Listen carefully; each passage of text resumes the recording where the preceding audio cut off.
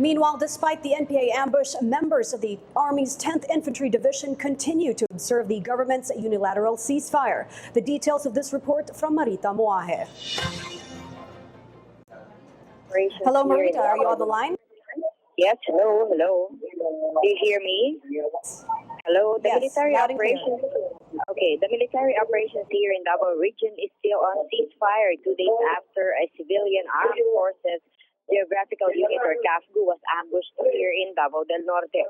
According to Captain Ryan Bachar, Chief Information Officer of the 10th Infantry Aguila Division, at around 6:45 in the morning, a group of the New People's Army ambushed the CAFGUs who are traveling from Sitio Kapatagan to their patrol base in Sitio Patil, Davao del Norte.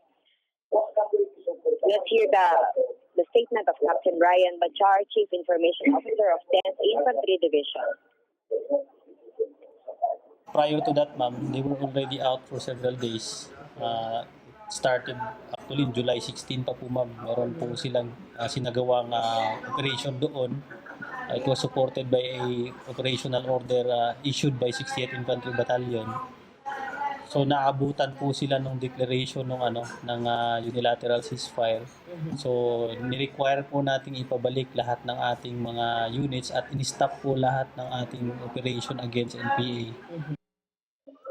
The troop pulled out following unilateral ceasefire ordered by President Rodrigo Duterte in his first State of the Nation address or SONA last Monday. Captain Bachar identified the victim as CAFGU Active Auxiliary or CAA Panggong Kumanod, who was killed on the spot. While contrary to earlier reports, there are only two wounded, namely CAA Pelo Makurapil and CAA Sami Gebang.